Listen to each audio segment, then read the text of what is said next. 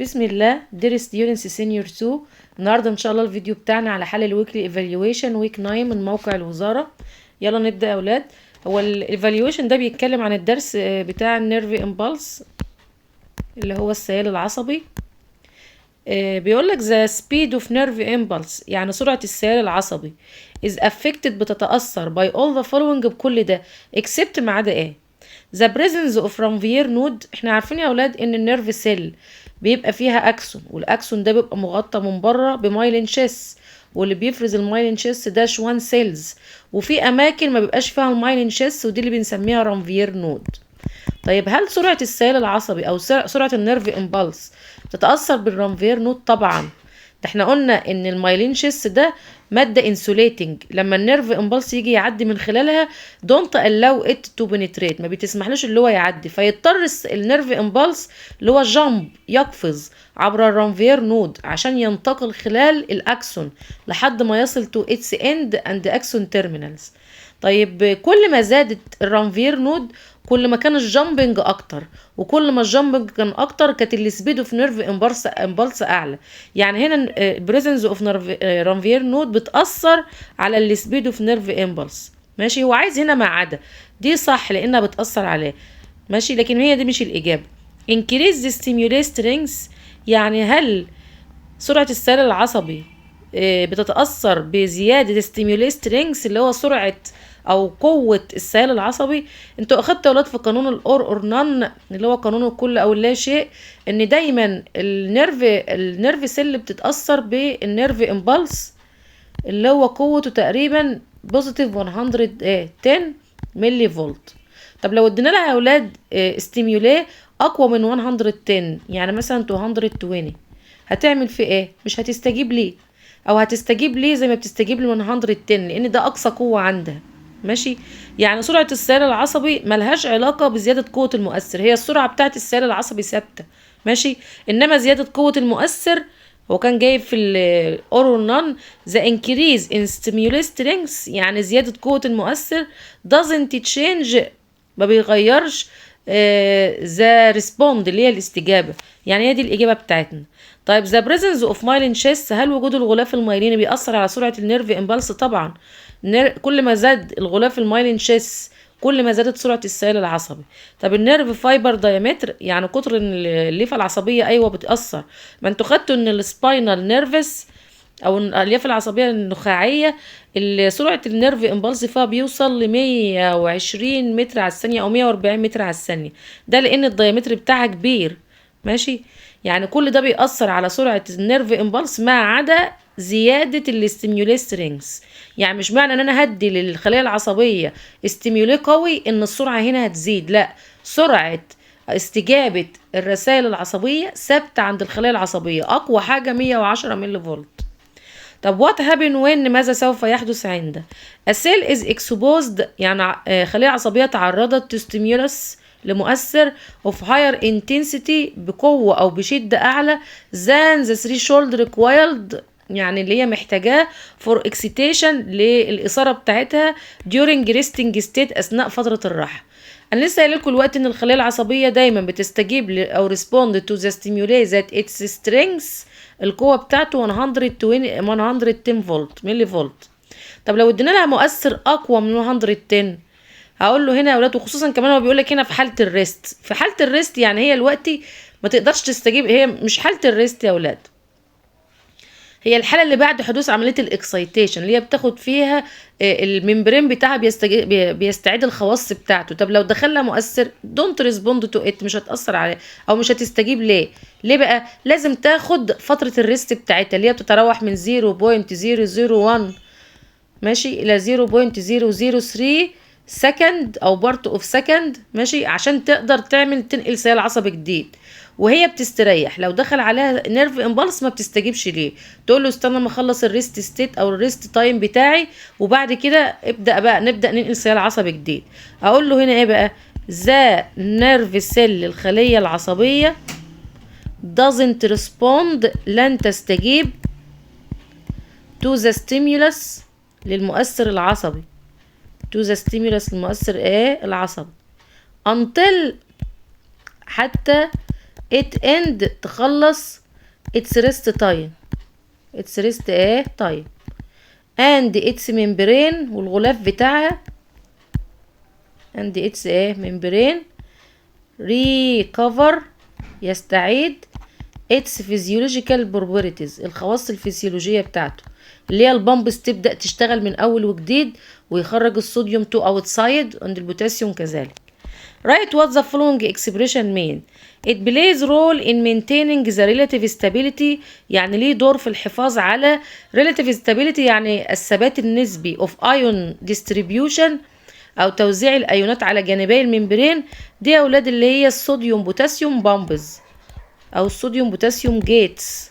صوديوم بوتاسيوم جيتس أو بامبز هي دي اللي بتحافظ على توزيع الأيونات على جانبي الممبرين بتوع النيرف سيل. Give reason occurrence of depolarization state يعني حدوث حالة الديبولاريزيشن. السبب الأساسي في حدوث الديبولاريزيشن إن النيرف سيل دخل عليها نيرف امبلس اللي هو سيال عصبي، فده نيرف امبلس يبدأ يأثر على البامبز المضخات اللي موجودة على الممبرين اللي هي الصوديوم بوتاسيوم بامبز.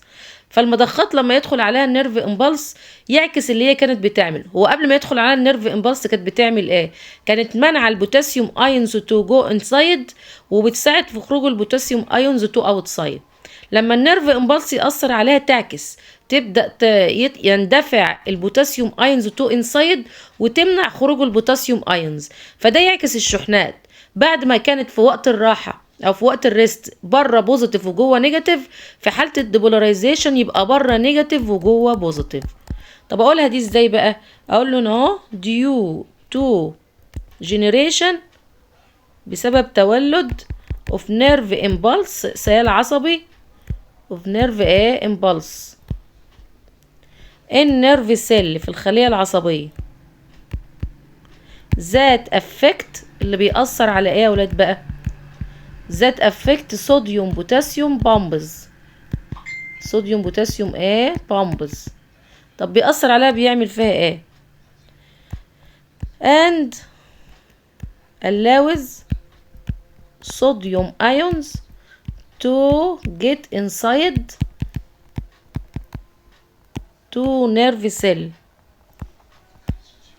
and prevent وبتمنع بوتاسيوم ions from going outside من الخروج للخارج from going outside and this causes change تغير in ions concentration so outside الخارج بيصبح negative charge and inside والداخل becomes positive charge. طيب write the number that indicate the action potential of neuron. action potential اللي هو بيسموه بالعربي جهد الفاعلية. وجهد الفاعلية يا اولاد هو البوتنشال اللي بياخد النيرف سيل من وضع الريست ستيت ويوديها الى الديبولاريزيشن ستيت. ماشي. طب هو الاتنين مع بعض بيساوي كام؟ احنا عارفين ان هي في الريست نيجاتيف 70 وفي الديبولاريزيشن بوزيتيف 40. الاتنين مع بعض بيعملوا يا اولاد اكشن بوتنشال مقداره بوزيتيف 110 ملي فولت. ماشي. ده بنسميه الاكشن بوتنشال. طيب exam number 2 the cells entry into depolarized state يعني دخول الخلية في حالة الديبولارايزد اللي هي ازالة الاستقطاب is caused بيحدث بسبب رش يعني اندفاع ايه بقى؟ ما انا لسه قايلها دلوقتي ان السبب الاساسي في حدوث الديبولاريزيشن ان يجي نيرف امبلس على الصوديوم بوتاسيوم بامبس فتؤدي تفتح فتعمل ايه بقى؟ تؤدي لاندفاع الصوديوم تو انسايد وتمنع خروج البوتاسيوم تو اوتسايد. ماشي. طب صوديوم ايونز ان لارج كوانتيتيز تو انسايد ايوه دي صح. ما هو الصوديوم ايونز لو دخل لجوه كتير هيخلي الانر سيرفيس يبقى بوزيتيف تشارج والسطح الخارجي هيبقى نيجاتيف تشارج فيسبب الديبولاريزيشن. طب بوتاسيوم ايونز اللارج كوانتيتيز تو اوتسايد لا يا اولاد، ده لو البوتاسيوم ايونز خرجت بكميات كبيره تو اوتسايد يبقى ده في حاله الريست او في حاله البولاريزيشن، دي غلط. طب صوديوم ايونز ان لارج كوانتيتيز تو اوتسايد برضو غلط. ده لو الصوديوم بره بكميات كبيره يبقى السطح الخارجي بوزيتيف، وتبقى برضو دي حاله الريست. انا عايزه هنا دي بولاريزيشن، ماشي، اللي هي الاكسايتيشن اللي هو الاثاره. كلورايد ايونز ان لارج كوانتيتيز انسايد، ما ذكرناش خالص في الحته دي دخول وخروج الكلورايد، وقال لك اللي بيدخل وبيخرج بس هو ايه؟ الصوديوم والبوتاسيوم. طب what happen when the cell is exposed to stimulus of greater intensity than the threshold required for excitation during refractory period؟ ايه refractory period دي يا اولاد؟ بيسموها بالعربي فترة الجموح او فترة الامتناع، ودي الفترة دايما اللي بتبقى بعد ما العصب يحصل له اكسايتيشن، لازم يستريح فيها. وفي الفترة دي ما بيستقبلش اي نيرف امبلس خالص، لازم يستريح. والفترة دي بتتراوح من جزء من 1/1000 إلى 3/1000 جزء من الثانية. طب لو دخل لها سيال عصبي برضو مش هتستجيب ليه لحد ما الممبرين بتاعها يستعيد الفيزيولوجيكال بروبرتيز بتاعته، ويرجع بقى يخرج الصوديوم بره ويخرج البوتاسيوم كذلك للخارج. اقول له ان اهو ذا نيرف سيل اللي هي الخليه العصبيه doesn't respond، لا تستجيب to the nerve impulse، للسيال العصبي until it take، لحد ما بتاخد its rest time، its rest time اللي هو تكتب جنبيه من 1/1000 إلى 3/1000 part of second، part of second.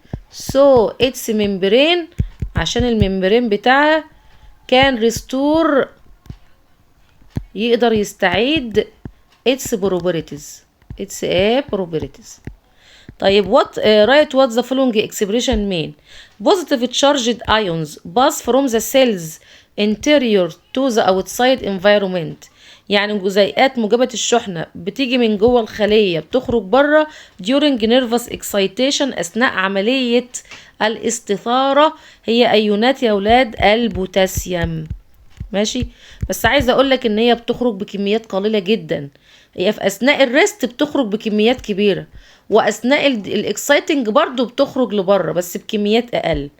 طب give reason the importance of sodium and potassium pumps. ايه اهمية مضخات الصوديوم والبوتاسيوم؟ ماشي، اهميتها ايه يا اولاد؟ اللي هي تحافظ على الثبات النسبي لايونات الصوديوم والبوتاسيوم على جانبي النيرف سيل او النيرف فايبر، الخلية العصبية، ماشي، عشان تحافظ على حالة البولاريزيشن والديبولاريزيشن. اقول له to keep، عشان تحافظ the relative constancy، الثبات النسبي of sodium and potassium ions، sodium and potassium ions at the inner and outer surface of nerve fiber، outer surface of nerve fiber. Write the number that represent the speed of nerve impulse at myelin sheath. والله في الكتاب بتاع المدرسة يا ولاد مش ذاكر الحتة دي خالص، ولا في الكتاب الخارجي، ماشي. بس هي دي من بنك اللي هو منصة نجوى او المنصة التعليمية. سرعة السيل العصبي في المايلين شيث من 70 الى لا سوري، ده في الرانفير نود، انما في المايلين شيث بتتراوح من 0.5 ل 10 ملي فولت. طيب اخر تيست، اخر اجزاء، معلش ثانية واحدة يحمل اهو. choose the correct answer. A nerve cell is exposed to stimulus. Which of the following indicates that the cell membrane will not be affected by this stimulus؟ يعني خلية عصبية تعرضت لمؤثر عصبي، اي مما يلي هيخلي الخلية العصبية not affected، مش هتتأثر بالسيل ده. هي امتى الخلية ما تتأثرش بأي نيرف امبلس يدخلها؟ اولا لما تكون في حالة الريفراكتوري بيريود، اللي هي في حالة ايه يا اولاد؟ اللي هي بيسموها فترة الامتناع. ثانيا لما تكون اصلا بتنقل نيرف امبلس، يعني وهي بتنقل نيرف امبلس ما ينفعش تنقل واحد تاني، لازم تخلص النيرف امبلس الاول وبعد كده تاخد الريفراكتوري بيريود وبعد كده تاخد بقى ايه يا اولاد؟ نيرف امبلس جديد. طب بيقول لك هنا the electric potential difference negative 70 ملي فولت. هي لو عندها الالكتريك بوتنشال بنيجاتيف 70 ملي فولت يبقى هي كده في حاله ريست، وهي لو في حاله ريست فهي هتتاثر باي نيرف امبلس عادي جدا، بس لازم يكون قوي، يعني دي غلط. طيب ذا الكتريك بوتنشال ديفرنس بوزيتيف 40، هي لو في بوزيتيف 40 يبقى هي كده في حاله اكسايتيشن، يعني هي الوقت بتنقل نيرف امبلس. طب لو دخل عليها نيرف امبلس وهي بتنقل نيرف امبلس مش هتتاثر بيه، فهتبقى هي دي الاجابه الصح بتاعتنا. طب the outer surface of nerve cell is positive، لو بره بوزيتيف يبقى دي برضو في حاله الريست، ومعنى اللي هي في حاله الريست يعني ممكن تتاثر بالستيميولس عادي. the inner surface is negative، برضو لو الانر surface negative معنى كده اللي هي في الريست وممكن تتاثر بالستيميولس عادي. What happens when the cell is exposed to stimulus less intense than the threshold required، يعني تعرضت لمؤثر القوة بتاعته أقل من اللي هي محتاجاه for excitation during rest state. انت خدته في قانون ال all or none ان الخلية العصبية don't respond، ما بتستجيبش إلا ل السترونج نيرف امبلس اللي هو المؤثر العصبي القوي اللي ينقلها من حاله البولاريزيشن نيجاتيف 70 لحاله الديبولاريزيشن اللي هي بوزيتيف 40. طب لو كان المؤثر ليس انتنس مش هيقدر ينقلها من البولاريزيشن للديبولاريزيشن، وبالتالي معاش معبراه ولا هيحصل لها اي حاجه. اقول له هنا ذا سيل دونت ريسبوند، لن تستجيب don't respond to weak nerve impulse. مش هتستجيب ليه بقى؟ قالك as it can't transfer it، مش هيقدر ينقلها from polarization state to depolarization state. لازم المؤثر اللي يأثر عليها يكون very strong enough to transfer it from polarization to depolarization. What the following expression mean? The period during which the cell membrane of neuron regains، يعني الفترة اللي بيستعيد فيها الغشاء its physiological properties، دي بنسميها refractory period اللي هي بيسموها فترة الامتناع، ودي بتبقى دايما بعد ما العصب يحصل له excitation.